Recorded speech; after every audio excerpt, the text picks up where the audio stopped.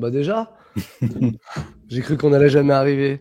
Live elle est bonne sa paire de retour. Merci d'être avec nous. Vous arrivez tranquillement. Bonjour, vous l'avez vu peut-être. Équipe réduite. Équipe réduite en apparence. Mais on a du monde quand même qui va nous rejoindre dans quelques toutes petites minutes. On va saluer Sega qui est là avec nous. Comment ça va, Sega? Ça va très bien, merci. Est-ce que c'est un Sega remonté qu'on a aujourd'hui ou pas? Oh, un petit peu. Hmm, On garde le sourire, mais un petit peu. c'est le Sega qu'on préfère, hein. On va pas se mentir. Clem, c'est là aussi avec nous. Comment ça va? Bah bien et vous-même. Ça va, toujours dans la remise de Footlocker. Tu nous Ouais, amènes un 38. Où est ton Talkie-Walkie? je l'ai désactivé pour pas qu'il fasse trop de bruit. Ça, Je me c'est planque, tu professionnel. sais ce que c'est. C'est professionnel, ouais. On a deux absents, Thomas Giorgetti, Camille, à qui on passe évidemment le bonjour. Si vous avez des nouvelles, n'hésitez pas à nous tenir au Ah, courant. elle Elle est nous là, fait le bonsoir dans les commentaires. parce qu'elle nous a fait Et elle nous a fait un faux départ. Alors attends, comment ça? Elle est là ou elle est pas là? Elle est dans les elle est dans commentaires. les Mais... commentaires. Elle est pas Elle est là, là. mais elle En nous a fait un faux ninja. départ. Bon, on n'a pas. Enfin, moi, j'ai parlé avec le CPE tout à l'heure. On n'a pas reçu encore les mots d'excuses pour les absences. Mais on gérera ça plus tard. On n'est pas là pour laver notre linge sale en public, n'est-ce pas? On se fait avant d'accueillir. On a deux invités ce soir qu'on a déjà reçus d'ailleurs dans l'émission séparément. On va les accueillir dans un tout petit instant. Avant ça, on se fait une petite vérif de souliers très vite tous les deux. Ça va aller vite. Allez, Clems. Ce qu'on a J'avais porté aujourd'hui, hein, c'est ça, ce que tu avais aujourd'hui? j'avais ça aujourd'hui au pied. La fameuse, tu nous l'avais ramenée dans l'émission celle-ci. Ouais, il y a longtemps. Il y a 4 ans, pile poil 4 ans. Déjà? Ouais, déjà. Ah ouais, putain, c'est pas bon ce que tu viens de dire là. Vraiment, il y a 4 ans, putain. Ouais, il y a 4 ans, ouais. T'enfiles. Et T'en- ouais, le temps t'enfiloches. passe. Air Force One Kiss Paris. Paire sortie pour l'ouverture de la boutique Kiss à Paris. Voilà. Très bien. Très bien, très bien. Les gars, Ah bah moi ça va être très bref. Hein. J'étais en faiblesse aujourd'hui. J'ai mis une paire de Converse, donc autant te dire que on parlera de Converse dans un autre délire, évidemment, mais on parlera de Converse dans pas longtemps dans le stock. c'était très exprès. Je respecte la direction artistique. Très bien, c'est beau, c'est beau, c'est beau. Bon, on va saluer les gens qui sont dans le chat. Il y a Lokix qui est là, fidèle, toujours là sur les lives. Oli Camille, une certaine Oli Camille du 9-2. On a Karim qui est là. Karim qui balance d'ailleurs, qui dit elle est là. Oui, je suis là. On a vu, Camille, c'est bon. THX aussi. Xavier, bienvenue à tous. Voilà, on s'installe confortablement et on se met en place pour détruire toujours plus de paires. C'est pas Non. ça? C'est pas l'esprit, pas Ouais, du c'est pas tout. l'esprit, c'est une blague. Mais comme je sais qu'on a un Sega remonté, on va démarrer, comme on le fait à chaque live et très souvent dans les émissions, par un petit stock d'actu. On va se concentrer donc sur l'actualité du soulier de sport. Et pour ça, je vous propose qu'on accueille nos deux invités. Le premier, il est venu nous voir il y a un petit moment maintenant. C'était une émission B-Ball, si je ne me trompe pas. Absolument. Absolument. NBA même, je crois. Julien Ntari Calafar est avec nous, s'il vous plaît. Merci de l'accueillir. Vous pouvez l'applaudir chez vous. Oui. Bonjour tout le monde. Docteur Ntari Calafar, excusez-moi. Oui, c'est moi. Comment allez-vous? J'ai un témoin. Ouais. Il est là le témoin, je crois. Je dis docteur parce que tu es dorénavant docteur. Est-ce que tu peux nous parler de ça rapidement, on va quand même rappeler qui tu es? Ok, très rapidement, du coup, j'ai fait une thèse, c'est-à-dire des recherches scientifiques qui s'achèvent par un doctorat en marketing de la sneakers. Et j'ai essayé de faire le lien entre les comportements d'achat, les influenceurs, l'achat en ligne, etc. Mais toujours sur un terrain d'application sur les sneakers. Ok. Et donc, ça y est, la thèse, tu l'as rendue. Au mois d'août, tu étais sur la fin. Et ça y est. Bah oui, ça m'a pris 8 ans, 8 années de dur labeur, Incroyable. mais c'est fait, je suis content. Bon, bah, c'est beau, félicitations au nom de toute l'équipe. Et à côté de ça, tu as évidemment d'autres activités. On en parle rapidement? Alors, j'en ai pas mal. Je suis consultant marketing, donc je travaille avec pas mal de marques, énormément de marques de sport, de mode. J'ai commencé dans le basketball, donc pas mal de marques qui chevauchent un peu tous ces milieux-là. Et puis, j'ai aussi beaucoup écrit. Donc j'ai écrit pour pas mal de magazines papier, mais la presse est morte aujourd'hui. Qu'est-ce que j'ai fait? J'ai fait des chaînes de télé aussi, j'ai fait pas mal de choses. Donc journaliste, mi-journaliste, mi-consultant et un tout petit peu chercheur. Ok, très bien. Alors, je ne l'ai pas précisé, mais si on t'a demandé de venir et si on a demandé de venir au deuxième invité que je présente dans un tout petit instant, c'est que le stock d'actu sera axé B-Ball, puisqu'on va parler du All-Star Game notamment, qui apporte son petit lot de news. On accueille le deuxième invité. Rookie, c'est avec nous, s'il vous plaît. Bonjour, bonsoir. Vous pouvez l'applaudir, s'il vous plaît. Salut tout le monde. C'est vraiment des applaudissements très confidentiels, comme on aime. Salut Rookie, ça va? T'étais venu nous voir, c'était quoi, il y a 1 an maintenant? Déjà 1 an? Franchement, je sais pas, je posais la question. Loin, je pense. Hein. Mais pas loin, à mon avis. Hein. Ouais. Pas loin. YouTubeur spécialiste sneakers b-ball. On va résumer ça comme ça. Exactement, passionné de paire et je fais des reviews depuis maintenant quasiment 7 ans. Ouais, et passionné de basketball, puisque tu reviens là du All-Star Game, justement, tu étais aux États-Unis. Ouais, carrément, j'ai pu vivre le All-Star Game pour la 3e fois du coup. J'ai fait ça les 3 dernières années, donc ça me permet d'avoir un peu une expérience de comment vivre le All-Star Game sur place. Et c'est complètement différent de ce que vous avez sûrement pu vivre aussi depuis la France. Ok, raconte-nous rapidement comment ça s'est passé pour toi l'aventure. T'es resté combien de temps? Comment t'as vécu le truc? Je suis arrivé là-bas jeudi en fin de journée et donc après le week-end, pour moi l'objectif c'était de voir un maximum de choses et finalement les matchs ne sont que la cerise sur le gâteau, c'est tout ce qui se passe autour qui finalement a de l'intérêt. Ouais. Et c'est aussi un terrain d'expression qui est incroyable pour les marques et notamment ça permet de lancer des nouveaux produits ou des nouveaux coloris au grand public. T'as pu faire des rencontres sympas? Oui, toujours croiser des joueurs NBA. J'ai pu croiser Kyrie, notamment, qui était là avec sa marque pour le lancement, non pas le lancement, mais la promotion d'un pop-up. Et sinon, j'aurais kiffé croiser Shea, mais c'était un peu chaud d'aller à son event, il était assez privé. Et après, non, l'objectif, c'est plus d'aller croiser du monde. J'ai croisé aussi des Français qui étaient sur place. Il y avait pas mal de Français qui étaient là-bas et qui ont aussi pu profiter du All-Star Weekend. Donc, j'ai pu croiser du beau monde et j'ai pu surtout voir de très beaux produits. Bon, top. On va certainement en parler là dans la suite. En tout cas, sois le bienvenu. On va démarrer cette émission avec le stock d'actu. On vous garde pendant quelques minutes pour parler de tout ça. Puis après, on vous libérera. On va pas vous garder trop longtemps. Le stock d'actu, justement, je le disais, NBA All-Star Game, c'était l'actu là il y a quelques jours. On va commencer par parler de Converse puisque le joueur des Thunder d'Oklahoma City, Shai Gilgeous-Alexander, a dévoilé son pro modèle. Je vais vous demander rapidement votre avis. On va commencer par nos invités. Tu avais la parole, tu la gardes, Wookix? Écoute, je trouve que le modèle est assez différent des shapes qu'on a pu voir sur les précédentes chaussures de basket et j'ai l'impression qu'avec le temps, on arrivait souvent sur des modèles sur lesquels on n'était pas surpris. Et pour moi, le premier truc qui me vient en tête, c'est pas une surprise, mais un modèle qui est différent de ce que j'ai l'habitude de voir sur les paires b-ball récentes. Un modèle qui est assez imposant. Un modèle avec un zip et le zip, c'est soit ça marche soit ça marche pas, mais c'est pas quelque chose qui est utilisé quand même assez souvent sur des paires. On en a déjà vu dans les années 90, dans les années 2000, mais sur les paires récentes, ça fait plaisir de voir un zip. Et surtout, on arrive sur un colorway de lancement qui est très proche aussi de Shea, qui porte énormément de Timberland. On a vu aussi une référence au beurre et Converse a lancé aussi la campagne de promo avec pas mal de petites capsules. Moi, je suis quand même assez mitigé parce que le produit est assez différent. Donc, pour le coup, on a une première impression qui n'est pas forcément hyper positive. Mais plus je le vois et plus je me dis que j'ai envie d'essayer. Et il est assez intriguant à tester sur les terrains. Donc ouais, je suis intéressé, on va dire. Ok, tu l'as vu là-bas sur place ou pas? J'ai pu voir par des gens ou... Ouais, j'ai pu voir le produit, j'ai pas pu le porter, ni l'avoir en main, mais j'ai pu le voir. Et clairement, on a vraiment l'impression on a envie d'aller chercher un modèle qui peut se porter dans la rue et sur le terrain. Et c'est ce qu'avait envie Shea aussi, et c'est ce qu'il a pu partager avec les médias ce week-end. Donc je pense qu'on est carrément dans cette parallèle-là. Ok, mais je ne sais pas si tu l'as dit, mais il est très impliqué dans le design des paires. C'est pas un simple pro modèle qu'on lui propose. Il a visiblement un grand affect pour ça. Ces gars, tu as des infos là-dessus? Non, j'ai pas particulièrement d'infos, mais sinon qu'effectivement, elle est orientée très lifestyle, hein, clairement. Donc je pense qu'elle est pensée pour oui la perf, mais je pense que l'objectif final, c'est aussi de l'avoir débarqué dans la rue. Et dans ce sens, pour le coup, même si ça parlera pas à tous les sportifs, je pense qu'ils touchent du doigt un peu leur objectif là, parce que la forme est cool, elle est très actuelle, ça reste quand même assez minimal dans la proposition. On travaille le beau jeu, il y a un beau jeu de ligne quand même, donc puis même le shooting, tu vois, pour moi c'est un shooting qui est mode, c'est pas un shooting qui est à la destination de ceux qui kiffent qui kiffent, je veux dire, le sport ou la performance. Ok.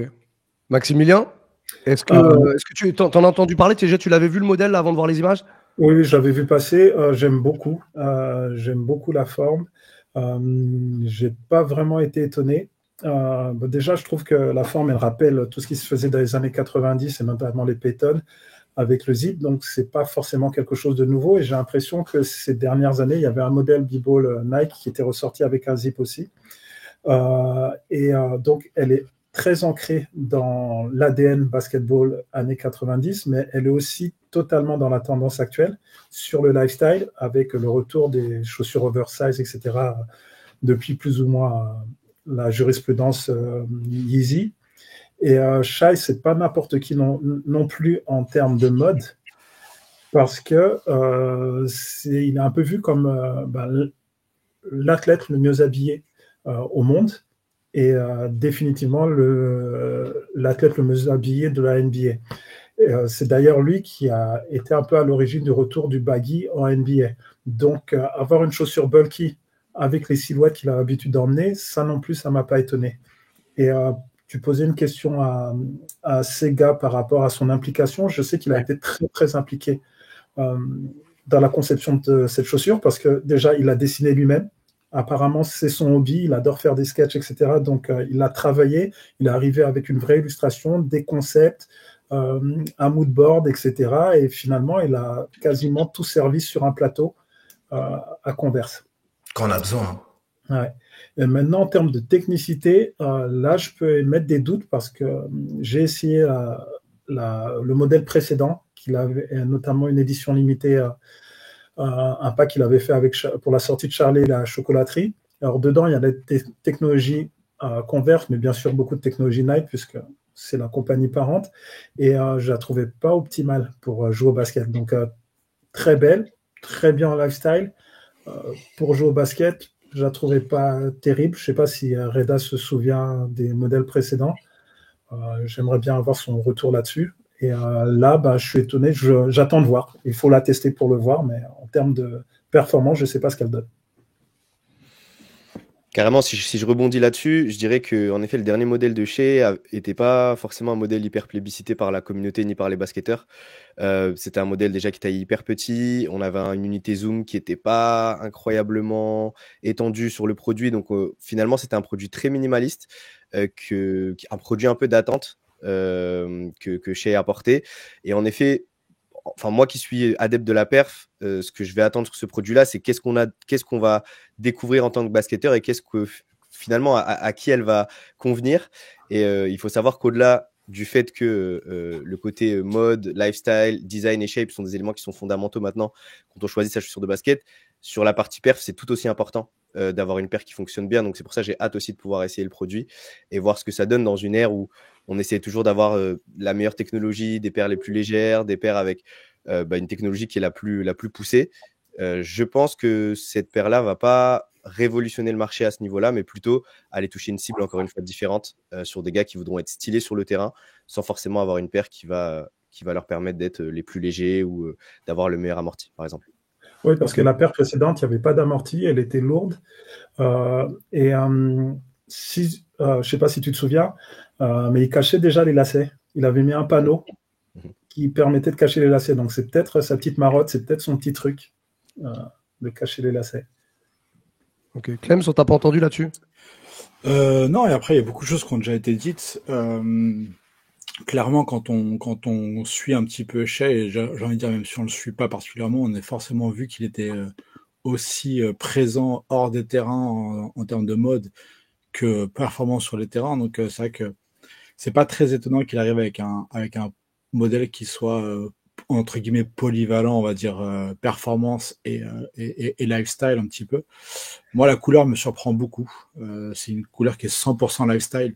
J'ai du mal à l'imaginer sur un terrain de basket où un terrain de basket indoor et professionnel entre guillemets, parce qu'on s'attend à, en général, des couleurs plus liées aux couleurs des maillots ou à des choses un peu plus flashy. Et là, on est sur un truc qui est complètement l'opposé, qui est, comme l'a dit Reda, un truc plus qui fait plus penser à des Timberland.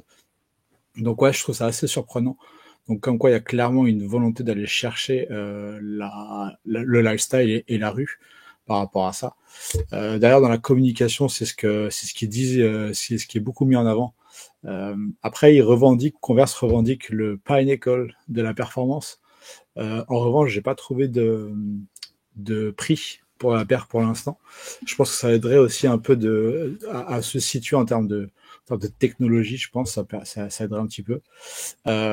Effectivement, Shai a été complètement impliqué dans le design de cette paire, mais il ne sera pas que pour celle-là, parce que ce qui n'a pas été dit, c'est qu'il a été nommé directeur créatif de Converse Basketball. Donc en gros, il a fait la sienne, évidemment, c'est la sienne, donc forcément il est très impliqué. Mais a priori, les prochaines paires B-Ball, entre guillemets, auront son approbation stylistique. Peut-être qu'il va pas toutes les dessiner, et je pense pas que ce soit le cas. Mais en tout cas, il y aura son influence dans Converse Basketball dans son intégralité. Donc à voir. Et moi, elle me fait beaucoup penser, tu vois, c'est assez drôle parce qu'on a tous parlé d'influence, on a tous cité des différentes. Moi, elle me fait beaucoup penser à la Reebok Answer 4 d'Allen Iverson. En termes de silhouette, ça me fait vraiment beaucoup penser à ça. C'est vraiment ce qui m'est venu à l'esprit tout de suite.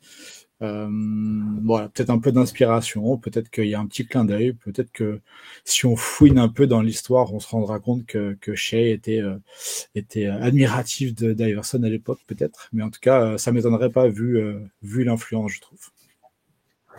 Je dirais comme tout le monde, comme tous les basketteurs. C'est pas faux. On va passer à la suite. Toujours dans le b-ball, Adidas. Est-ce qu'Adidas est en train de retourner le jeu ou pas? Moi, j'aimerais qu'on aille voir Rookies là-dessus. Alors, si je te parle en connaissance de cause, j'ai envie de te dire que Adidas revient fort plutôt. On était sur une stratégie aux États-Unis qui finalement était assez linéaire. Là, en Europe, on a vraiment un changement depuis l'entrée de la gamme Edwards où finalement Edwards arrive un peu en tête en termes de traction, en termes de hype, ce qui fait qu'Adidas se dit ok, aujourd'hui on peut tirer le fil et aller chercher quelque chose beaucoup plus de façon globale. Aux États-Unis, le basket reste l'un des sports qui domine, donc pour le coup ça paraît logique, mais là on voit des campagnes qui arrivent en France. Il est passé aussi, il a eu un événement pendant les JO où il est passé à Châtelet et on a aussi célébré sa médaille d'or, on a célébré sa paire aussi. Le fait que la AE2 ne sorte pas tout de suite, ça veut aussi dire que ça marche et qu'on tire le fil jusqu'à la prochaine saison pour continuer à implanter la franchise Anthony Edwards. Et enfin, pour avoir été aux États-Unis, pour le coup là sur le All-Star Game, on en voyait de partout. Il y avait un stand dans les magasins Foot Locker, des événements, etc. Donc Complex a élu comme la paire de l'année. Je pense qu'on n'en est vraiment pas loin et j'ai vraiment envie de dire qu'Adidas revient fort sur le marché.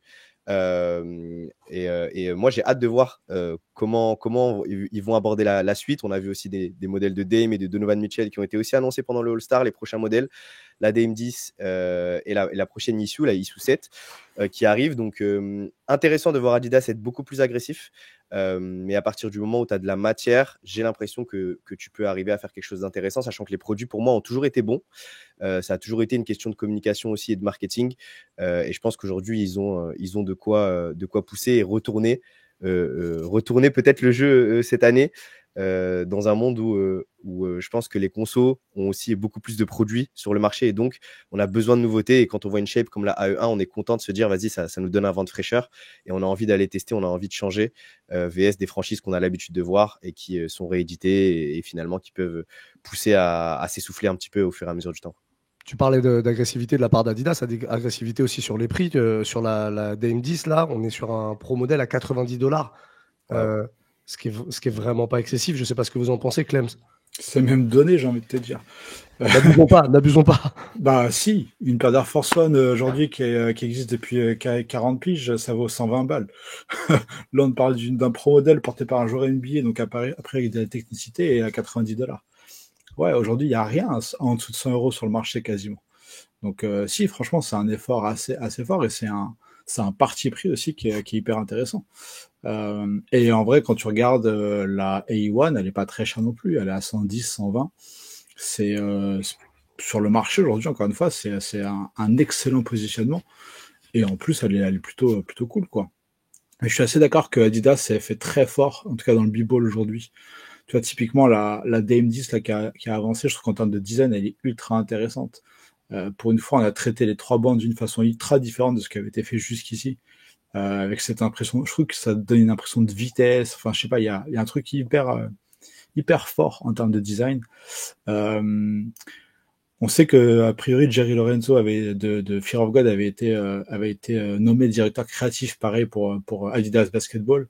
On pensait qu'il allait uniquement travailler sur sa gamme Fear of God Basketball, mais a priori il est impliqué dans toute la gamme B-Ball. Et je trouve que là ça se ressent, on voit vraiment sa touche dans la semelle, comme dans toutes les semelles Adidas en ce moment.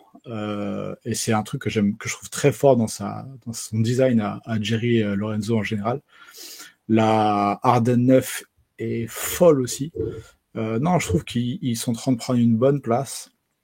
Je pense que ça se tire un peu la bourre avec Puma aussi beaucoup en ce moment. Mais je trouve que Puma est très fort, mais je trouve qu'il y a un peu moins de différenciation évidente entre les différents modèles qui sont faits. J'avoue que j'ai beaucoup de mal personnellement, parce que je me suis pas penché dessus très fort, à faire la différence entre 2-3 modèles différents. Alors que Adidas, tu sens qu'il y a un dénominateur commun en termes de design, mais il y a quand même des vraies personnalités dans chaque produit. Et non, franchement, Adidas fait très, très, très, très fort.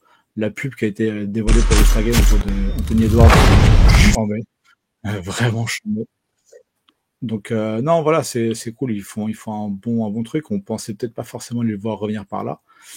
Adidas qui revient par le B-Ball, par les États-Unis, c'est quand même une belle surprise. Max, tu voulais rajouter un petit truc par rapport à ça?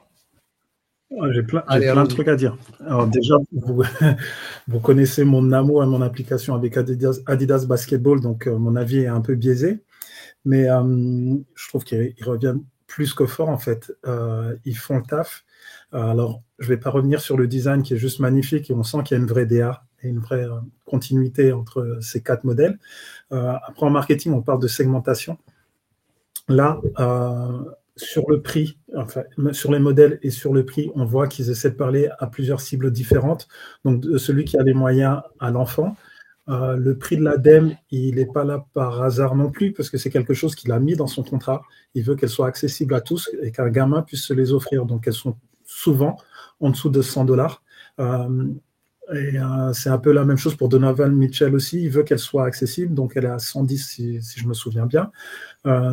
Ensuite, ce qui manque à Adidas, en marketing, on parle de marketing mix, donc les 4P. Donc le prix, le produit, l'endroit où elles sont vendues et la publicité. La publicité, vous venez de la passer, je ne sais pas si les gens ont le temps, mais s'ils ont le temps de revoir la pub Instagram, elle est magnifique sur la Edwards notamment, avec cette scène de crime. En termes de produits, on voit que les produits sont justes, qui sont totalement différents de ce qu'on voit sur le marché actuellement chez les concurrents, et que ça plaît beaucoup, notamment la Edwards, mais la Harden, elle est aussi magnifique. Donc, publicité, le prix, on en a parlé tout à l'heure, ils ont tout ce qu'on veut, tout ce qu'on cherche. Leur problème, c'est le lieu où elles sont vendues. Pour l'instant, le marché ne réagit pas encore énormément, donc on les trouve forcément sur les sites et dans les magasins Adidas. Maintenant, chez les SP Basket, il y a toujours une domination de Nike et Puma qui a pris sa place aussi. Donc, Adidas se bat avec ses moyens, mais c'est normal qu'ils reviennent sur le marché du basketball parce que c'est la deuxième plus grosse marque de sport au monde et que le marché phare en sport, ça reste le basketball. Le football, c'est bien, mais en lifestyle, ça ne donne pas grand-chose, alors qu'on peut cascader avec du basketball. Donc, ils sont obligés, et en plus, ils visent, ils ont dans le viseur le marché américain, donc ils ne peuvent pas se passer de ce marché. Sega ? Ah bah tout est dit, hein. Je vois pas quoi d'autre ajouter. Hein. On a les 3 spécialistes du b-ball, je vais rien ajouter d'autre. Un truc qui est intéressant, c'est que on disait que la A1 était hyper intéressante, mais qu'elle allait peut-être avoir du mal à passer à la rue. Et pour le coup, ça y est, je commence à en voir moi dans les rues de Paris des A1 avec des coloris hyper intéressants. Genre j'ai vu une rose perlée magnifique au pied d'une meuf dans la rue. Enfin, il y a vraiment des super beaux coloris. Et c'est cool de les voir un peu arriver dans la rue. Je pense que la Harden va être un peu plus compliquée. Je pense que même celle de Donovan Mitchell va pas être très simple. Mais en tout cas, là, et Iwan a ce côté intéressant qui va peut-être pouvoir faire la transition. Mais en tout cas, alors, sur un point de vue perf pur et dur, c'est fort, c'est très très fort. On peut clore ce chapitre. Rookix, toi qui étais là-bas, est-ce que tu as repéré d'autres trucs là, niveau b-ball Niveau b-ball, moi j'avais vu du coup la sortie de.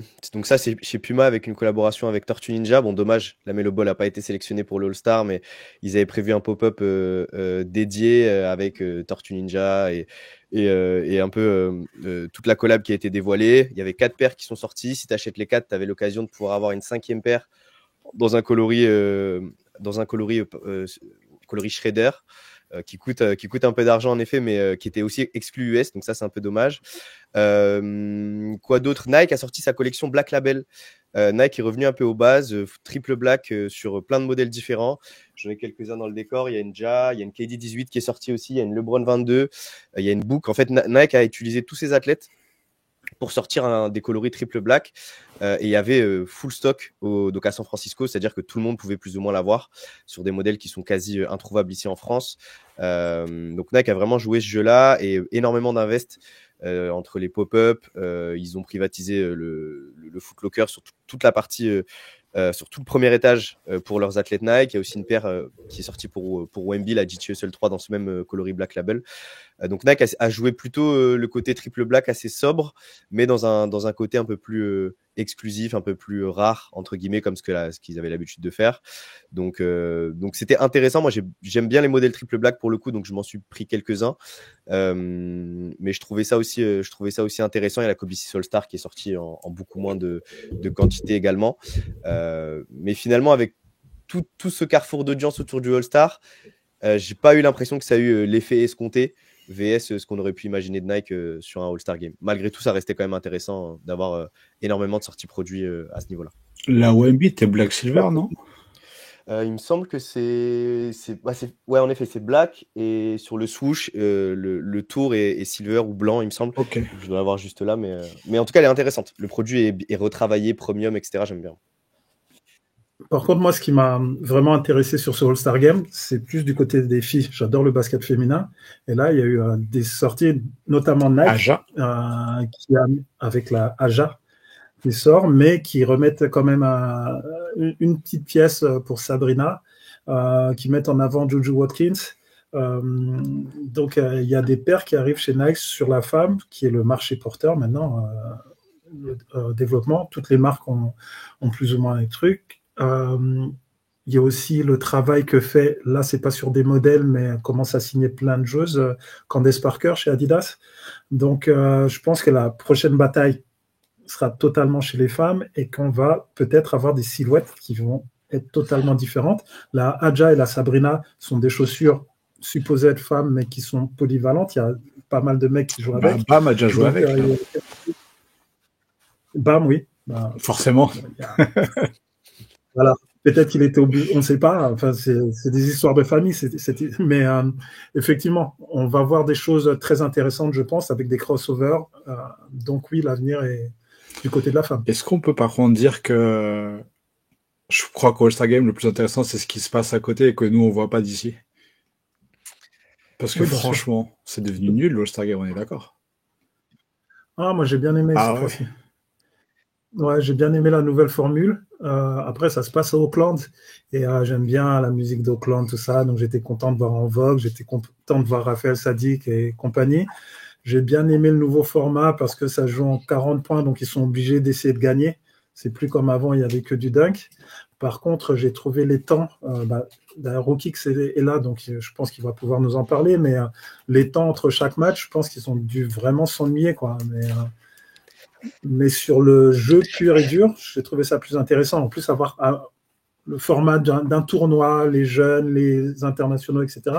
Les vieux briscards qui ne veulent pas lâcher l'affaire, moi, je pense que c'était pas mal ça. Ouais. Alors moi de mon côté, je dirais que l'avis il est assez mitigé pour être tout à fait honnête. Et après, j'ai un avis qui est un peu biaisé parce que je suis passionné, j'essaie d'aller voir des matchs d'Euroleague, de NBA, j'ai déjà été voir des playoffs. Donc en effet, quand on va voir un All-Star Game, pour le coup, on s'attend à ce que il n'y ait pas ce même niveau d'intensité et cette même compétitivité qu'on peut avoir dans des matchs et dans des joutes de playoffs, par exemple.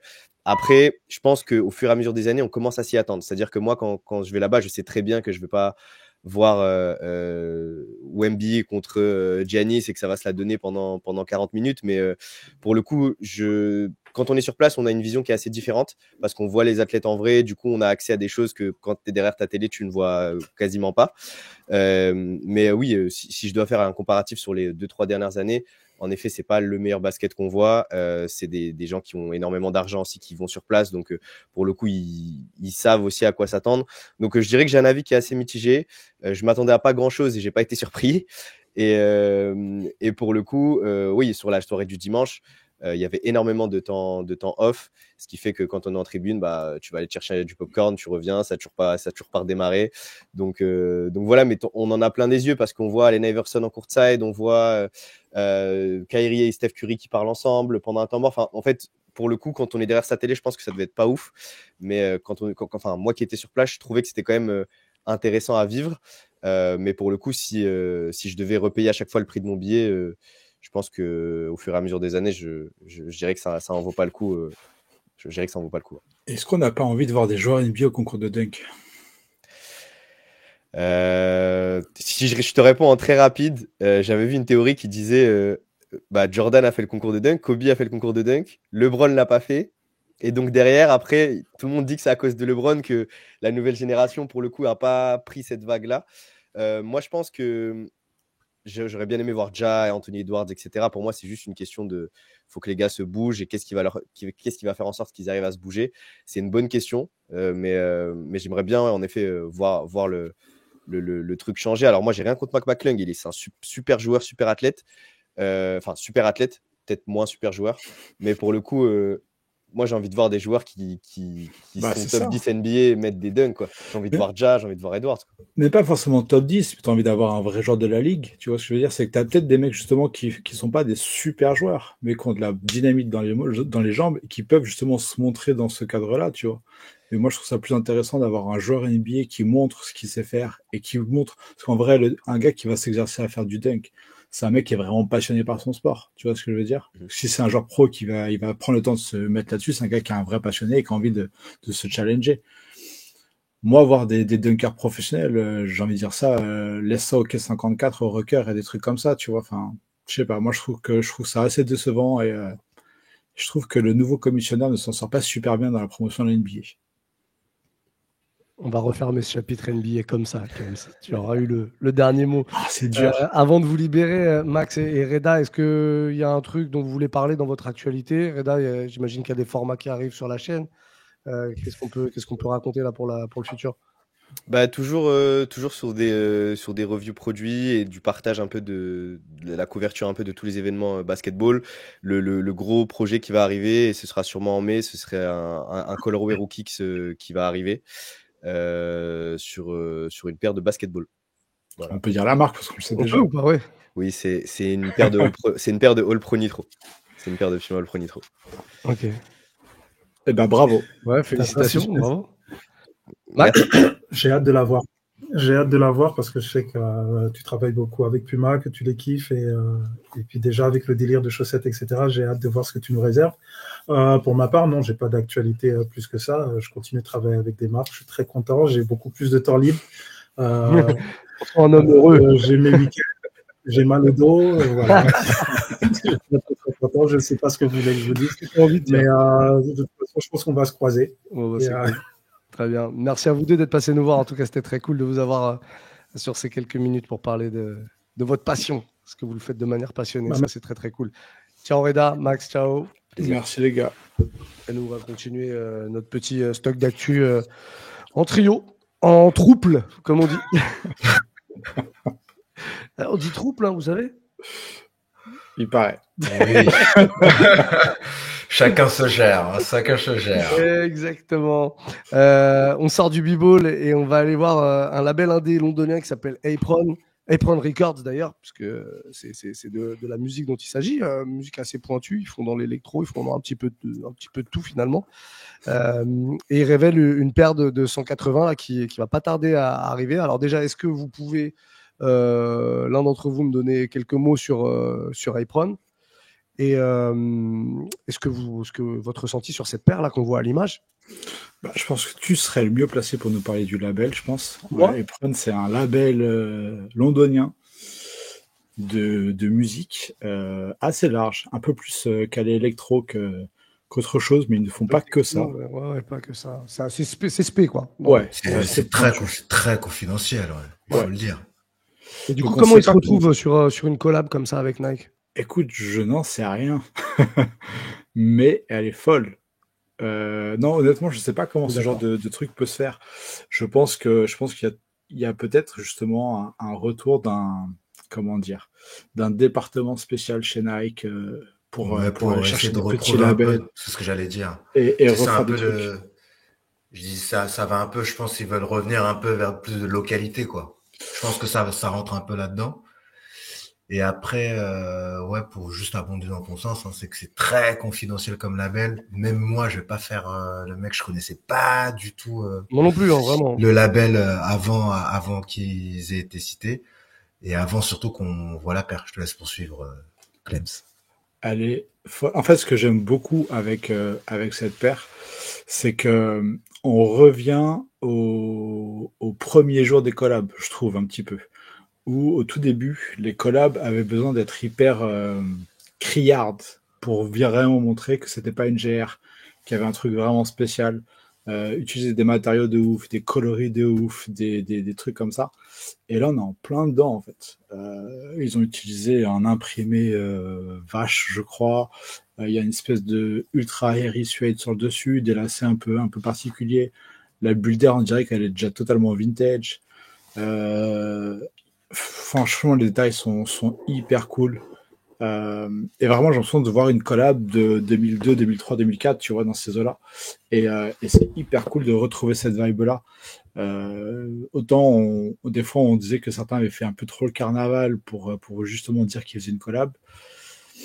Des fois, on a aussi crié au fait que des gars comme Jand prenaient vraiment pas de la peine de faire grand-chose sur une paire pour signer leur collab.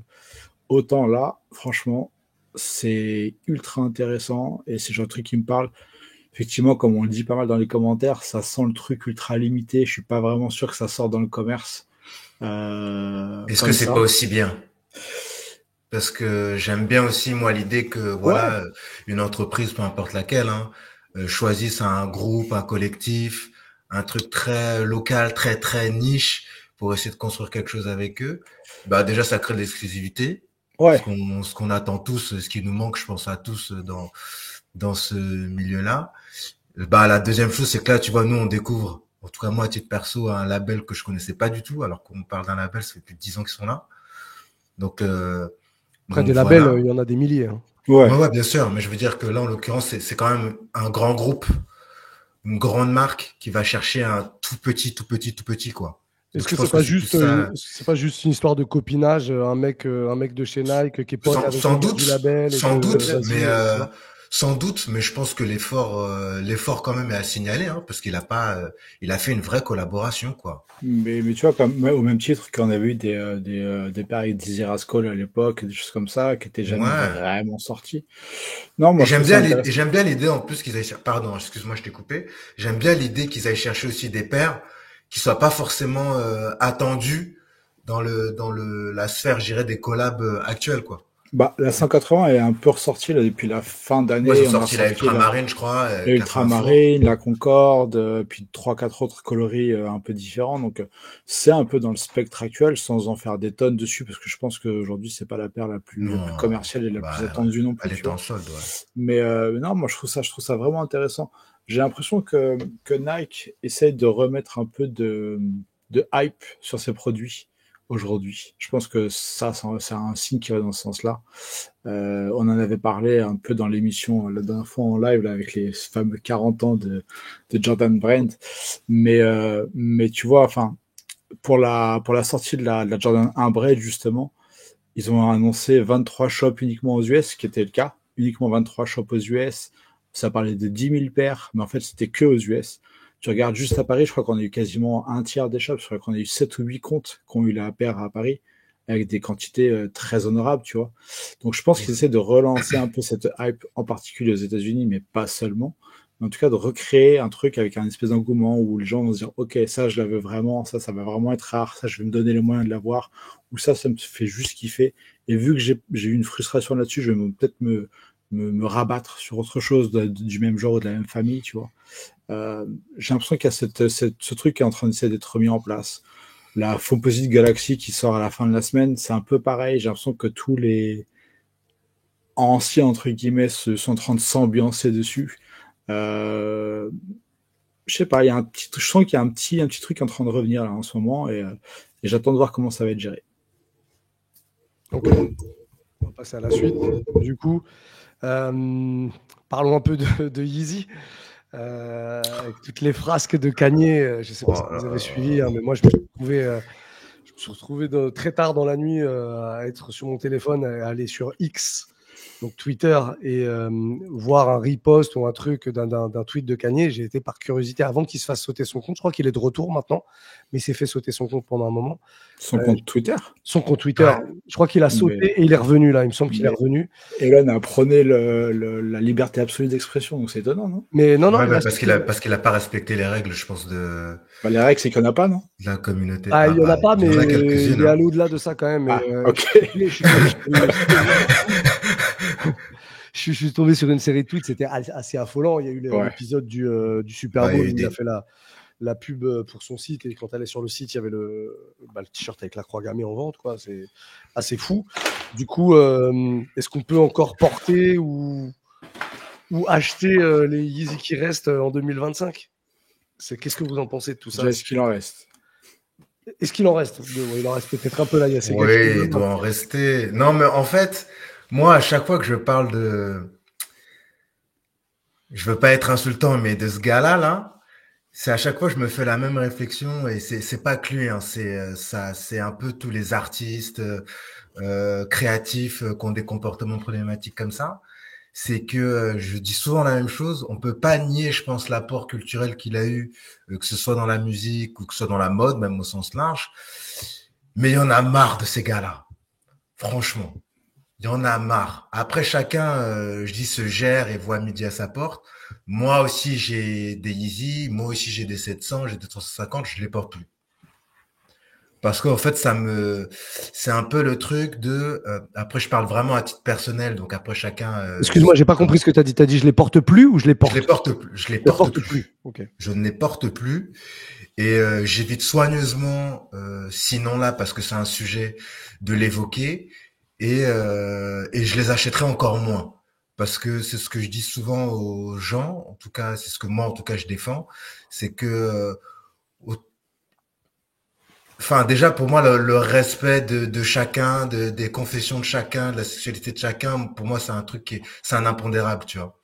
Et nous-mêmes, je vais dire qu'on est un peu à l'image de ça, dans le sens où, voilà, sans trop éventer les vies privées de chacun, il y a des personnes qui sont de confession juive, il y en a qui sont mariés avec des Renois, il y a des bébés métis dans le collectif. Moi-même, je suis Renois, et à chaque fois, je répète souvent la même chose, c'est que déjà la vie, surtout en ce moment, l'atmosphère actuelle est vraiment difficile pour pas mal de gens, tu vois, parce que les extrémistes ont, au sens large, hein, t'en as beaucoup qui sont très vocaux, en tout cas sur les réseaux sociaux, et il y en a marre d'entendre ces gars-là. Tu nous aides pas, quoi. Ferme-la, va profiter de ton argent. C'est un peu ça, quoi, que j'ai envie de dire. Va profiter de ton argent, reste dans un coin.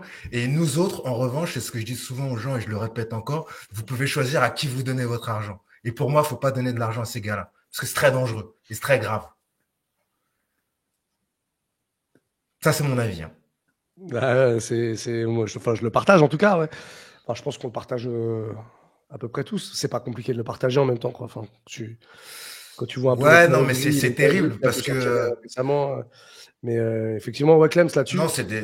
Ouais, petit c'est. easy au pied, tu peux encore ou pas? Non, Bon, franchement, déjà, ça a jamais été trop ton truc. non, j'avoue que ça n'a pas été trop mon truc. Bah, j'ai une paire et je suis pas prêt de remettre, ça c'est clair. Euh, non, moi, je sais pas, je suis un peu dépassé par tout ça. Je trouve que c'est juste l'illustration ou en tout cas le paroxysme ces derniers temps qui montre que notre monde va extrêmement mal. Euh, mais bon, voilà, ça me dépasse un peu. Mais qu'est-ce que tu veux, il est sur le réseau de son super pote qui est pas forcément mieux que lui. Ouais, et J'ai puis, du mal à savoir s'ils sont vraiment potes, hein, parce que dans les fameuses séries de tweets, là, il y a eu des moments où ils s'en prenaient à Elon, hein. Ouais, et puis il y a eu des moments où il lui envoyait des fleurs aussi. Donc, Voilà, non, mais on comprend rien, en fait. non, ouais, mais il est en roue ça, libre. Ouais, le mec, Et non, si t'es en roue libre, frérot, on va te soigner en fait. voilà, le problème c'est de mettre un fou en roue libre et de le laisser s'exprimer. Forcément, ça peut donner tout et n'importe quoi, et surtout n'importe quoi. Mais bon, je sais pas, moi ça me désespère. Mais un truc dont je suis assez persuadé, c'est que dans 6 mois, on aura oublié. Je parle pas de nous, mais les gens auront oublié. Si dans 6 mois il ressort un album, je te jure qu'il sera streamé fort. Bah, c'est un peu ce qui est dérangeant. Enfin, C'est mais ça, dérangeant. c'est Je ouais. veux sûr et dire, certain. c'est un peu à l'image de voilà, de ce qui nous traverse, ce qui traverse la société, quoi. Donc, c'est Après, pour ça que moi, je dis souvent aux gens, le seul pouvoir parce que, on va dire que vous comptiez sur la société, sur l'État, on va dire, pour moi, c'est illusoire. Que vous comptez sur les réseaux sociaux, c'est illusoire. En revanche, le seul pouvoir que nous, on a, nous, il est dans nos mains, quoi. Et c'est, qu'est-ce que t'achètes, qui te soutient, de qui tu souhaites parler, à qui tu veux donner de la sephore. Et tous les jours, moi, je le vois sur les réseaux sociaux. T'en as plein qui donnent du jus à des gens qui ont des comportements problématiques. Alors que nous, tous les jours, et c'est même pas vraiment pour nous flatter chacun, dire qu'on est les plus beaux, les plus forts. Damien, il est chez Move, il est quand même sur un grand média, il parle d'artistes qui sont parfois cachés dans leur coin, il remet un peu des assises sur la lumière. Clem, toi, t'es sur un métier qui est plutôt dans le service, mais tous les jours, tu croises des gens, tous les jours, tu leur donnes à la sephore, tous les jours, tu les conseilles, pas forcément sur des trucs qui sont, je dirais, gros, connus. Et moi, dans la mode, je parle souvent des petites marques, des petits labels, etc., tu vois. Et il y a plein d'initiatives dans Paris, on va pas tous les citer, mais on les a tous en tête, où des gens essaient de vraiment faire communauté ou de faire société ou de créer des petits mouvements où voilà, les gens se rassemblent, quoi. Donc ça fait un peu, moi quand je vois des artistes comme ça qui parlent, je me dis ce mec-là il est suivi par des millions de gens. T'as la possibilité d'avoir une parole qui peut être impactante, qui peut inspirer les gens, etc. Et en fait le seul truc que tu fais c'est de raconter de la merde, raconter de la merde et dire des bêtises et en plus donner du jus à des idées, à des valeurs qui sont nauséabondes pour tout le monde. Donc en plus c'est pour ça que après le personnage en tant que tel, ça fait un certain nombre d'années qu'il est en roue libre. On en parle nous entre nous, on en a parlé, on a même ensemble dans les émissions. Et voilà quoi. Donc ce que je dis, c'est que voilà, les gens, et je le dis vraiment de manière très cool, et je dis charité ordonnée commence par soi-même. Donc moi je suis pas forcément le mec le plus vocal, militant, tout ça, mais le seul truc que vous avez entre vos mains, les gars et les meufs, hein, c'est voilà, choisissez à qui vous donnez de la force, quoi. Choisissez à qui vous donnez du jus. Et pour moi, ce mec-là, il mérite depuis très longtemps, il mérite plus qu'on lui donne du jus, quoi. Bon, quelques applaudissements pour ton discours dans les commentaires, je tenais à le souligner. Ah, Karim mais qui je dit pense j'ai que vendu. je le dis, mais on est tous d'accord, quoi. Non, non, évidemment, évidemment. Karim qui dit j'ai vendu tout mon stock de Yeezy pour tout ça. Quand il a commencé à déraper, ça m'avait saoulé. Bon, voilà, je pense que les gens rejoignent à peu près cet avis. Mais bon, les bonnes sapeurs, c'est des souliers, mais pas que. Donc, Ouais, oui. on parle un petit peu de tout, surtout quand ça touche un peu le truc, quoi. On va se faire la suite. La suite, c'est terrible. C'est Bah terrible ou pas? oui. Je sais pas. Est-ce que c'est Ah, C'est trop un dans la c'est lignée. terrible. C'est un c'est terrible. Ouais, C'est alors un c'est c'est marrant terrible. parce que donc on va parler de Tom Sachs et j'ai vu un commentaire là qui disait Tom Sachs il aime bien les croix gammées, ça a pas l'air de déranger Nike qui relance le truc. Quelqu'un peut rebondir là-dessus ou pas? Bah oui, c'est que en fait Tom Sachs, il se trouve qu'en 2021, il me semble, il a été un peu expédié de Nike, qui a voulu souhaiter qui a cessé en fait toutes les collaborations qu'ils ont fait avec Tom Sachs, qui a bossé quand même pendant plus de 10 ans pour la marque à la virgule, pour toutes les marques, toutes les collabs qu'on connaît. Et il se trouve qu'il a été expédié parce que il a eu un comportement lui aussi problématique avec des collaborateurs à lui. Donc juste pour quelques petits exemples un peu fameux. Donc il avait une salle de réunion qui s'appelait la salle du viol. Ok, donc sur des photos de réunion, on peut apercevoir des croix gammées en fond. Et il a été aussi violent physiquement et verbalement. Donc il n'y a pas eu de procès, mais lui-même s'est confondu en excuses. Il a fait acte de contrition, mais il n'empêche que voilà le genre de type encore qui flingue des lives. Et voilà, en fait, je dirais que cet exemple, c'est là où c'est terrible pour le coup. Ça illustre un peu le cynisme. Le cynisme qu'on peut retrouver parfois pas que dans le milieu de la mode, hein, dans pas mal de milieux aussi, c'est voilà quoi. Le mec a quand même fait des paires qui ont compté. Et Nike est en recherche, on le disait tout à l'heure, un peu de hype. Ils sont dans une, ils essaient un peu de retrouver un peu de reconnecter, on va dire, avec leur origine, en tout cas dans ce qu'ils démarraient. Et voilà, ils veulent ressortir une paire avec ce mec-là, quoi. Donc chacun, je vais le redire encore, mais chacun fait ce qu'il veut, tu vois. Mais la paire, ok, elle va sortir, c'est très bien. Je vais pas mettre 1 euro là-dessus. Et voilà, en fait, c'est un peu, ça rejoint un peu ce qu'on disait tout à l'heure, mais c'est un peu, pour moi, c'est du cynisme à l'état pur, quoi. Ouais, simple, c'est clair. Est-ce que cette paire, malgré tout, elle va, d'après vous, fonctionner quand même? Elle va cartonner, elle va c'est sûr. surcoter. Je dis, déjà, je pense que je vais peut-être exagérer parce que quand même elle est spéciale, mais je pense que 95% des gens qui ont les paires précédentes n'ont pas la moindre idée de qui est Tom Sachs et de ce qu'il fait. Je pense que ils sont tous allés sur la paire parce qu'il y a une hype dessus. Tu vois, et que c'est un truc qui valait 1 tonne et que voilà. Je pense vraiment qu'il n'y a pas forcément d'intérêt particulier pour la personne. Évidemment, il y a des gens qui le connaissent très bien, qui apprécient l'art ou le travail de ce gars-là. Ok. Mais oui, il va cartonner. Et je pense que, encore une fois, le temps qu'elle sorte, on annonce que ce sera pour la rentrée prochaine, je crois. Donc, on est dans 6-8 mois. T'imagines, les gens oublient pour Travis Scott en 6 mois. Donc imagine Ouais, qu'il reste en 8 mois. Clairement. Donc non. C'est en ça que je dis que voilà, moi je suis pas, je pense qu'on est tous à nos grands âges, on est tous d'accord là-dessus. On n'est pas naïfs, on va dire sur l'état des choses, que ce soit certains d'entre nous sur la partie média, d'autres sur la partie digitale. Donc voilà. Mais c'est pour ça que j'insiste encore sur le fait que voilà, en fait le pouvoir il est entre nos mains, quoi. Il faut se renseigner, il faut s'éduquer et choisir à qui on donne de la sephore, quoi. Et c'est aussi, je dis moi, évangéliser, c'est vraiment parler autour de soi de, voilà, ce mec-là, il a fait ça, c'est pas, enfin, tu vois, et c'est un travail de tous les instants. Et je parle pas forcément d'échelle, vous voyez, incroyable, quoi. C'est quand quelqu'un te pose la question, tu vas parler des paires qui te plaisent et t'es pas obligé de le citer non plus, quoi. Parfois, moi j'appelle ça de la résistance un peu passive, mais ça va aussi dans ce sens-là, quoi. Après, donc voilà, Ouais, certains vont comment dire, mettre en avant la séparation de. Non, moi je sais pas. Après ça, pour moi, c'est du bullshit. Hein. Moi, je sépare pas l'homme de l'artiste. C'est ce que je dis que chacun se gère. C'est que moi je sépare pas. Enfin, j'arrive pas psychologiquement à séparer l'homme de l'artiste. C'est soit je sais pas. Parfois, même si c'est dur parfois. Ouais, attends, moi, vraiment écouté, avec la musique. On a tous écouté du R. Kelly. Non, mais tu vois, j'allais écouter du P. Diddy. Les frérots, moi, je suis le premier à avoir saigné ça dans les années 90-2000. On est tous vieux. Mais moi, vraiment, des fois, je me fais surprendre, en fait. Il y a des fois, tu vois, quand je mixe à la radio, je mixe tous les jours à la radio. Je suis dans une session R&B, il y a un truc, je le mets et je dis, ah non, putain, merde, il y a R. Kelly en featuring dessus. Allez, hop, ça dégage.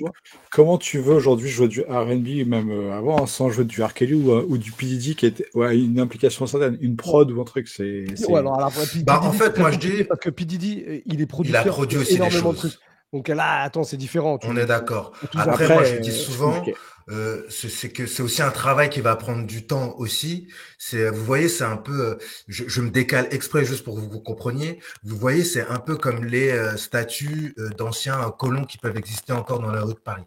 Donc moi, je dis souvent aux gens, parce que moi j'ai une formation aussi en histoire, je dis souvent que l'enjeu, c'est pas forcément d'enlever les statues, l'enjeu c'est aussi d'expliquer aux gens ce qui s'est passé. Et ça va prendre du temps. Et le problème, c'est qu'avec le digital, on a presque tout le temps d'absorber parfois certaines informations, d'avoir le contexte bien en tête, et après de circonscrire une œuvre dans un contexte qui est particulier. Je pense que c'est aussi un peu ça qui crée la difficulté. Ce qui est fou, excuse-moi, c'est qu'aujourd'hui, on n'a jamais eu autant accès à l'information et on n'a jamais été aussi peu la chercher. Non, parce qu'il y en a trop. Et je le dis vraiment d'un point de vue. Donc moi, pour ceux qui Ces gars, je te coupe vite fait. Je crois qu'il y a un problème avec ton micro. Je sais pas si tu l'entends aussi, Clems, mais c'est le micro très bizarre, comme s'il peut-être il était mal branché ou un truc comme ça, je sais pas. Je crois qu'on essaie de censurer ces gars, je crois. Ou alors il y a au-dessus, chez YouTube, là, il y a quelqu'un qui est en train de faire un boulot. Ça, je pense. Je sais pas si je m'entendais mieux. Non, c'est pareil, c'est la même chose. Peut-être déconnecte-toi et reviens. Voilà. Oh. Moi, je pense qu'on est écouté. Moi, je pense qu'il y a un truc. Il y a un truc. Et là, on a des parts chez YouTube ou pas? Je sais pas. Je suis pas sûr. On sait pas. On va attendre ces gars. En attendant, peut-être que tu voulais poursuivre, Clems. Non, mais je dis, c'est ce qu'on. Enfin, c'est pareil pour Kanye et pour Tom Sachs et comme ça l'était pour Travis Scott avant. On va oublier parce que finalement certains se diront bah ça va, c'est que des chaussures, tu vois. Et moi je kiffe les chaussures donc je les veux. Il y a dans les commentaires, c'est par l'homme du micro, ces gars.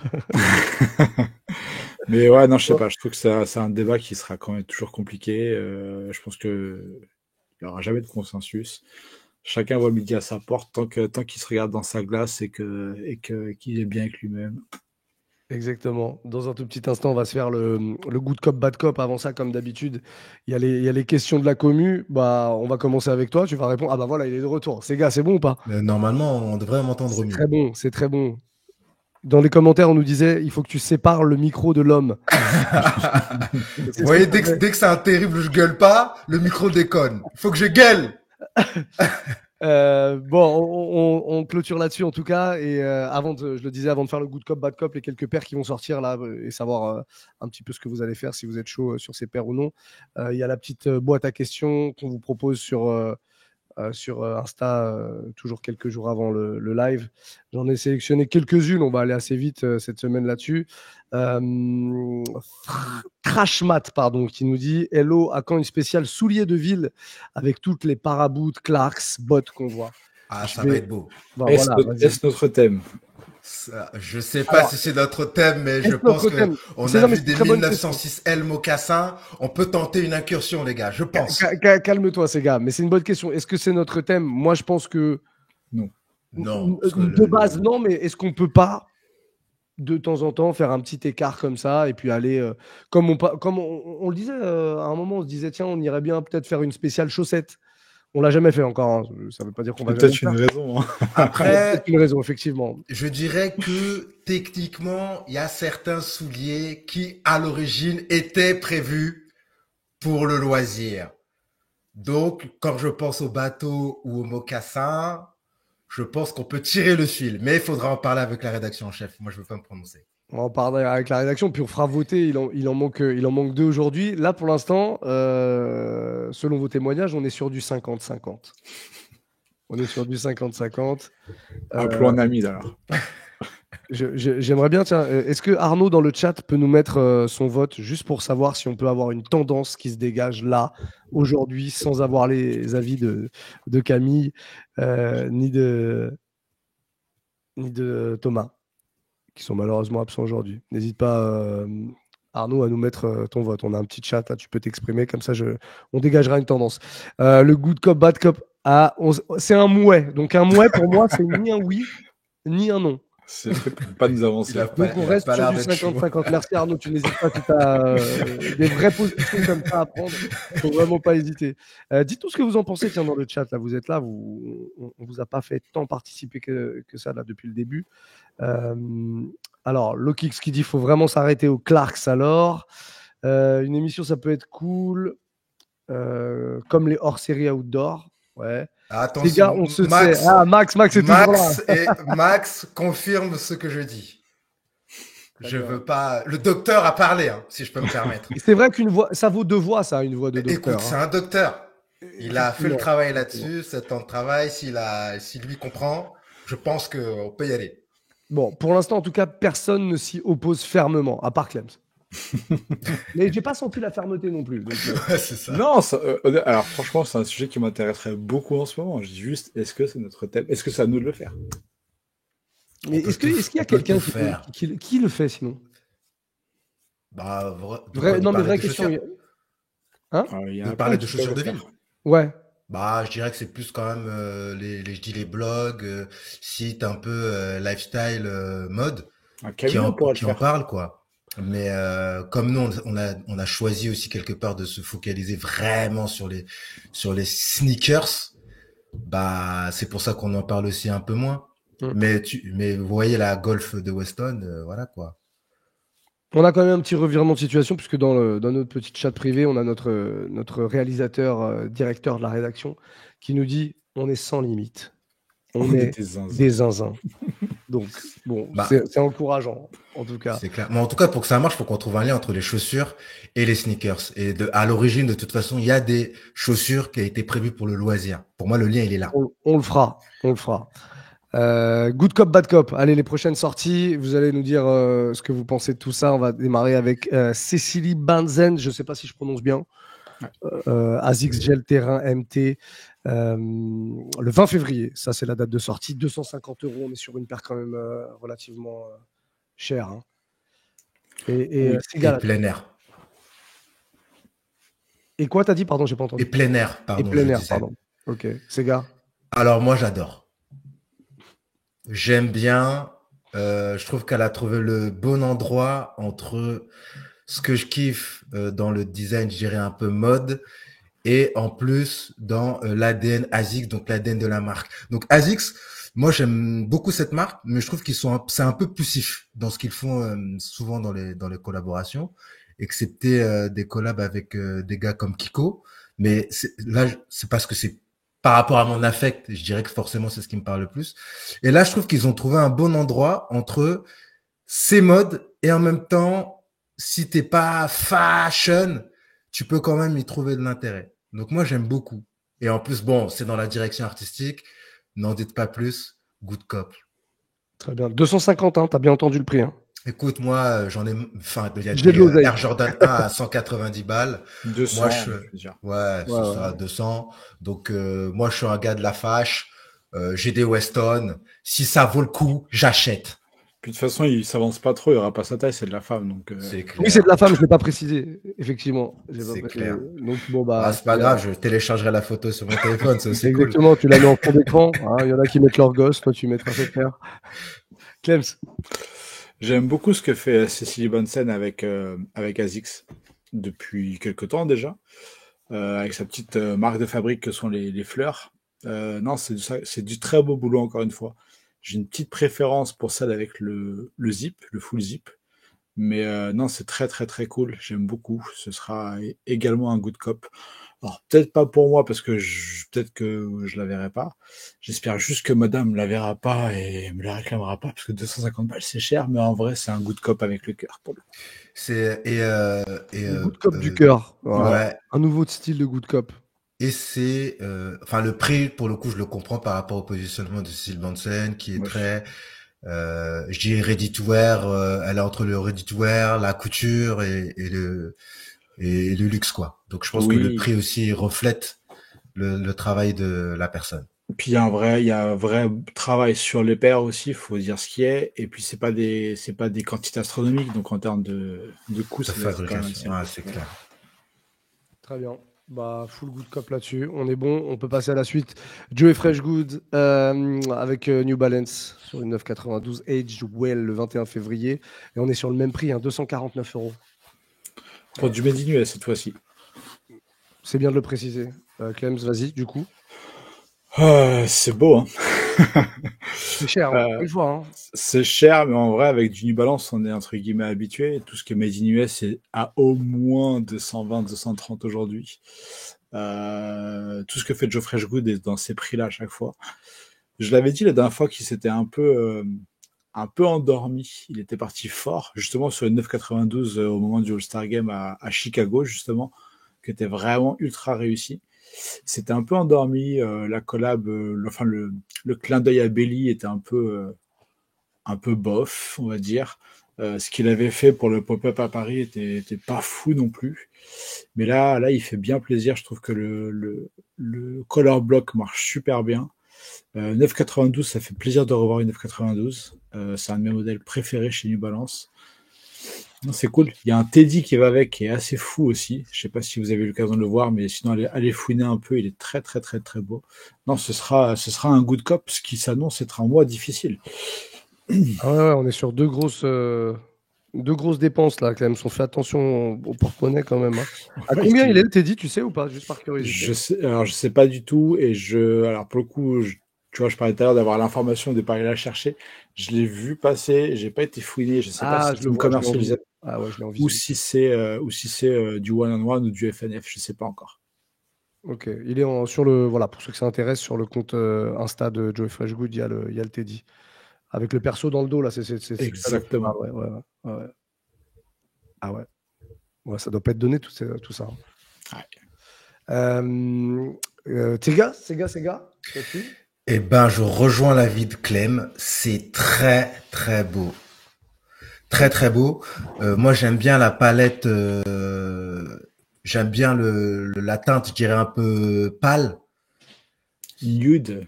Ouais, nude. Et en fait, autant je m'habille, vous connaissez la direction artistique du Boog, sauf aujourd'hui parce que j'ai fait voulu mettre une chemise un peu, voilà. Je suis souvent quand même en noir et en crème, et ça c'est des tons qui marchent très bien avec. Et la forme est cool, la silhouette est cool. Geoffrey Good, pareil, je l'ai trouvé endormi. La précédente la paire qu'il avait fait, la toute rouge, toute bleue, je la trouvais vraiment genre zéro intérêt, je comprenais pas. Mais là, je trouve qu'il y a un peu plus de travail, que ce soit sur le mesh, que ce soit sur le suède, sur la semelle aussi, les différentes de tons, les lacets. Franchement, je trouve qu'il y a beaucoup plus de taf. Ça me parle plus. Et franchement, et je sais même pas, je dis good cop. Mais je vais checker très attentivement où ça sort cette histoire parce que ça fait un moment, pour être honnête avec vous, que j'ai pas acheté de basket. Et celle-là peut-être pourrait tomber dans le panier. Là sur son Insta, il dit que c'est le dernier jour pour les raffles là. Pour lui, pour son site. Pour son site. Ouais, pour son site. Ça sort le 28 ici, me semble-t-il. Et ce sera ailleurs du coup où Clems, tu sais ou pas? Un peu partout? Ouais, je pense qu'il y aura pas mal enfin, il y aura quelques comptes habituels qui les auront sur Paris, ouais. C'est très très beau. Moi, la boîte est très belle aussi. Très bien travaillée. Tout, hein, les lacets, tout, il y a ouais, il s'est appliqué là. On sent qu'il s'est appliqué. Ouais, petit salaud, il veut dépouiller les gens. Il veut faire. On se fait la suite. Nike Air Foamposite One Galaxy. C'est pour le 21 février. On est toujours au-delà des 200 €, hein, 229 € là-dessus. Ouais, ça c'est pour, il surfe sur le souvenir Nike là. Il se dit c'est les 40 ans. Ah purée, il surfe sur le souvenir fort. Donc moi ça va être bad cop parce que de toute façon je ne suis pas b-ball, on va dire. Et que je n'ai que 2 Foamposite d'ailleurs chez moi, mais parce que je suis un connard, c'est les comme des garçons Foamposite. Et vous vous doutez bien que je les ai pas achetés pour Foamposite, mais plus pour comme des garçons. Mais je pense que quelqu'un va dire good cop.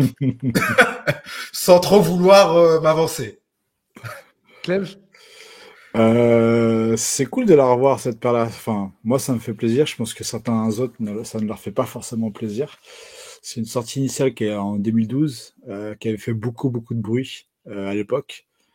Pas mal de bruit dans le mauvais sens, parce que forcément il y avait quelques émeutes autour de ça aux États-Unis notamment. qui était très compliqué à toucher ici.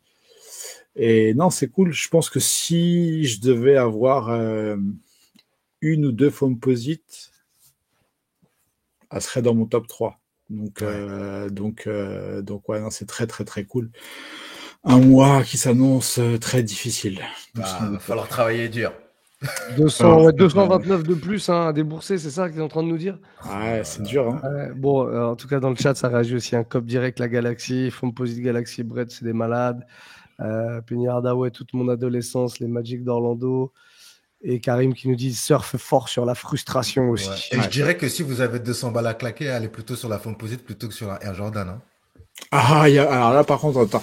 On parle d'une Jordan 1 à 200 balles et d'une Foamposite à 230. Il n'y a pas d'hésitation à avoir.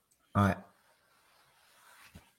Vous pouvez pas forcer les gens comme ça, les gars. Non, on peut pas forcer les gens, mais non, mais faut être réaliste, je veux dire. Enfin, si on prend les deux, si on est blindé, mais si on doit choisir. En tout cas, en termes de pricing, d'avoir les deux qui se trouvent à 15% près, ouais, c'est complètement débile. Ouais, c'est de l'insolence. Ouais. Une question dans le chat de Lokix qui dit est-ce que ça va pas être une rétro qui parle à personne et qui va tomber en promo? Sans doute. Alors, mon gars, prends pas ce risque. Je sens et j'entends et on me fait part de beaucoup trop d'intérêt autour de cette paire. Ok. Et je suis convaincu que les quantités de toute façon sur les Foamposites ne sont pas les mêmes que sur des modèles, je dirais, un peu plus commerciaux, quoi. Oui, déjà. Et puis je te dis, je l'ai dit tout à l'heure et je le répète, Nike est en train de jouer sur, enfin, essaie de se reformer une hype autour de ses sorties, de recréer de l'intérêt. Et presque même, je dirais, de reconnecter avec la communauté. Hein. Exactement, par le biais de ce genre de sorties. Mais tu vois, par exemple, je pense qu'on en a mal parlé, je pense que la Wu-Tang était un peu dans le même esprit, ouais. Mais c'était mal calibré. C'était mal calibré. Tu tapes sur un truc qui est beaucoup trop rare à la base et beaucoup trop mal fait derrière. Là, tu sors la Galaxy. Bon, ils auraient quand même pu la sortir 15 jours plus tôt parce que ça aurait eu plus de sens qu'elle sorte au moment du All-Star Game par rapport à 2012. Mais voilà, c'est plutôt cohérent, quoi. Il n'y a pas besoin d'autant d'histoire que la Wu-Tang. Elle est juste mythique parce que c'est la Foamposite Galaxy, point. Très bien. On est sur un good cop de Clems. Hein. On reste là-dessus. On va passer à la suite. J'aimerais qu'on l'affiche avant que je l'annonce, cette paire. Voilà, pour vous laisser vraiment la déguster. Non, parce qu'en fait, comme ça, ok. Pourquoi pas? Joker One Peppa Pig. Voilà, une fois que tu as dit ça, par contre, qu'est-ce que tu veux dire? Non, je voulais qu'on l'ait en visu. Ça, c'est le 22 février. Et pour le coup, vos poches souffriront un peu moins puisque c'est 139 €. Ouais, mais même pas 1 euro là-dedans. Qu'est-ce que tu racontes? Qu'est-ce que c'est moche? Mais on dirait des pieds de cochon. C'est l'idée. Hein, bingo, alors. Non. S'il vous plaît, vous parlez aux gars. Moi, vraiment, je mets des jupes. Je mets des robes. Je mets tout ce que vous voulez. Mais pas des pieds de cochon, wesh. C'est quelle histoire, ça? Mais qu'est-ce que c'est moche, bordel! Moi, je pensais, attention, que la paire de Nike, là, le vomito, là, qu'ils ont fait, la vert fluo, là, l'hybride un peu bizarre, là. Je pensais que j'ai même plus le nom. Le traumatisme total.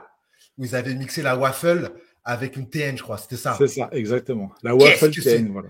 Qu'est-ce que c'était moche! Mais alors ça, les amis, je pense que ça, c'est moche, mais genre, c'est moche. Tu veux? Moi, j'ai une théorie sur cette paire. Il n'y a pas de théorie à avoir, c'est moche. C'est toute l'illustration du côté autodérision de Jokic. Parce que je me dis que si c'est du premier degré, ils sont pour des nains de Balenciaga. Ils seront pour qui, monsieur?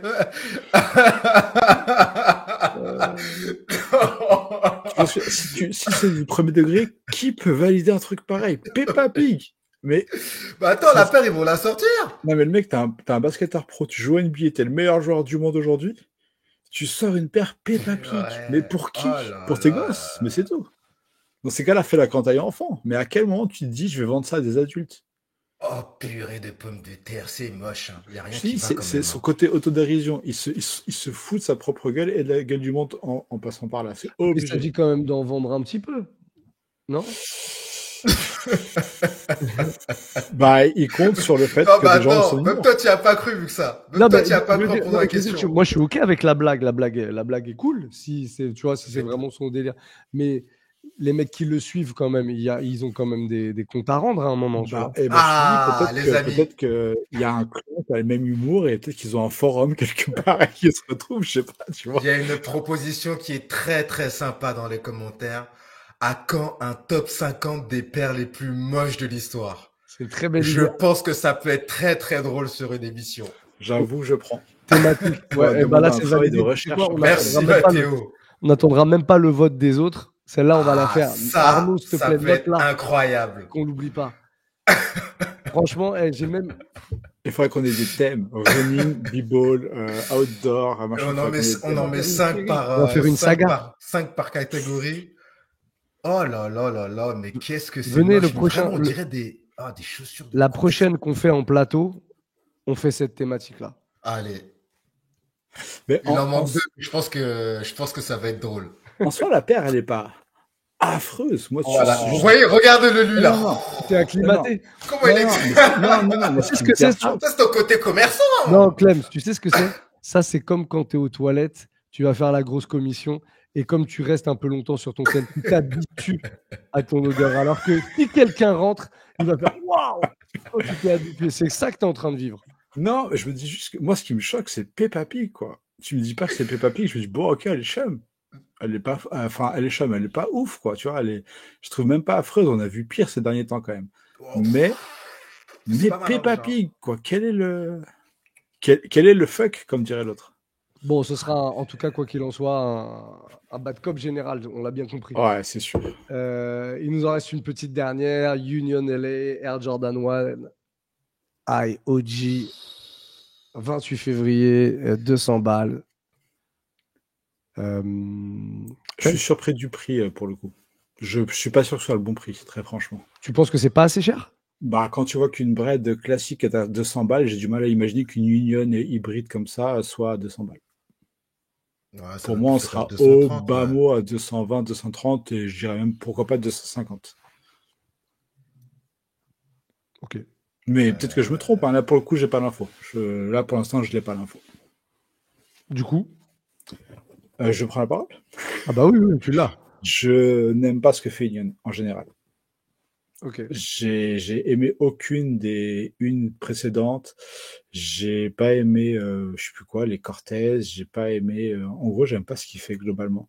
J'ai beaucoup de respect pour Chris, donc le fondateur d'Union, pour tout ce qu'il a fait tout au long de sa carrière, pour la marque qu'il a montée, pour tout ça.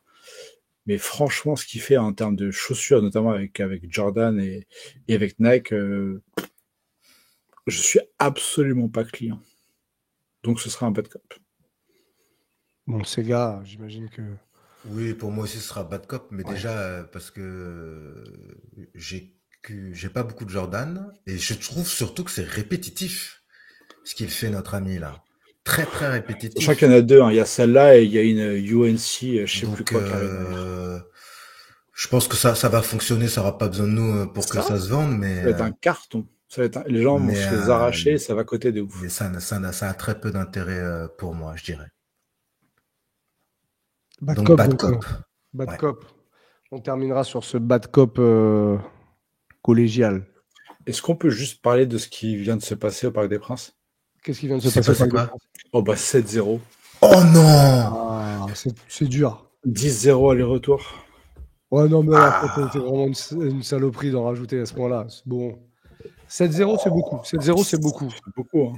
C'est En beaucoup. plus, je suis vraiment trop naze. J'avais ma tablette en me disant mets le match, mais la conversation était trop passionnante. Attends, Donc merci à vous regardez le match déjà. en même temps, là Non. Ouais, bien sûr. Un fan du PSG qui regarde pas le match en même temps. Où est l'écran retour? Où est l'écran retour? Il est pas loin. C'est son téléphone qui est juste en bas, j'en suis sûr. Très bien. Le match est terminé? À l'instant. Ah oui, ok. Bon, 7-0, c'est beaucoup. Bon. Après, est-ce que bon, c'est pas les mêmes budgets, c'est pas les mêmes. Non, après, alors, attention, on va parler un peu foot. Grand respect pour ce que fait Brest justement avec leur budget, avec leurs moyens et là où ils sont arrivés, c'est très, très, très, très fort. Mais j'avoue que 7-0, c'est une belle gifle quand même. Hein. C'est dur. C'est un peu dur. C'est un match qui a dû être un peu long pour les Bretons. Ouais, je pense, ouais. Un peu dur, je pense, ce soir. Bon, on terminera sur ce topo footballistique.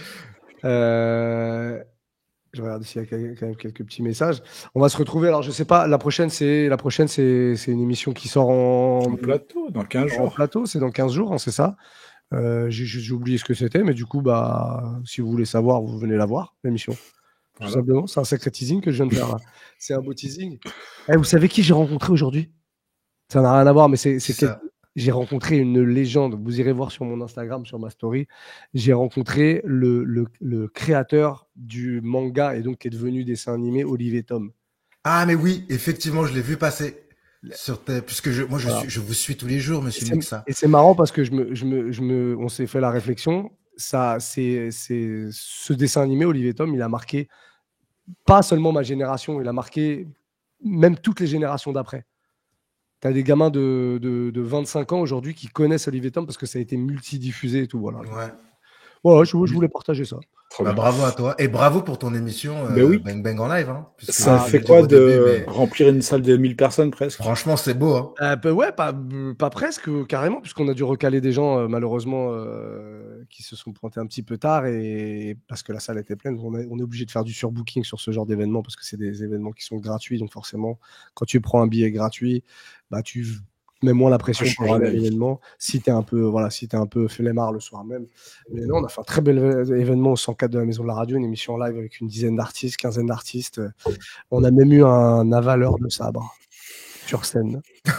C'est pas une blague. Non, en fait, c'est pas pour rien qu'on t'appelle Guimux. À quand le retour de Sacré Soleil avec Guimux moi, tu sais quoi, je crois que c'est mon plus grand rêve. Je peux te dire que c'est mon plus grand rêve. Une émission de variété, mais tu sais, une vraie émission de variété. C'est un peu ça qu'on a fait hier. À la sauce rap et R&B, etc. Tu vois. Mais franchement, un avaleur de sable, le mec est devant nous, hein, c'est pas de la triche. Hein. Il a rentré un sabre. Un premier sabre droit, donc tu dis ok à la rigueur. Deuxième sabre courbé là, comme ça. Le mec il a Olivia qui lui a sorti de la bouche. T'as envoyé un petit SMS à Camille Combal en disant frérot, j'arrive ou pas? Non, tu sais, lui, il est loin hein, quand même. Il sait pas. Non, il sait pas, c'est ça le truc. Il sait pas. Non, c'est bien amusé en tout cas, voilà. Et ça arrive bientôt sur YouTube. On va en faire 2 grosses vidéos, la partie un peu comédie club avec les humoristes et la partie musique. Voilà. C'est très cool. Bravo à toi. Voilà. Merci les amis. On se voit la prochaine fois, équipe au complet, hein, du coup. Ouais. Il me semble. Oui. Il me semble. Merci à vous d'avoir été encore une fois si nombreux jusqu'à 22h, presque 23h. Merci d'avoir participé avec les. Attends, c'est un entraînement pour une émission, elle est bonne sa paire en public. Ah, mais ça, peut-être que ça arrivera un jour. Peut-être. Il nous faudrait une salle de 10 personnes, mais ce serait déjà ça, quoi. 10 personnes? Non, t'inquiète, c'est gratuit. C'est mieux que ça va le faire. C'est une star maintenant. Ouais, bien sûr. Bien sûr.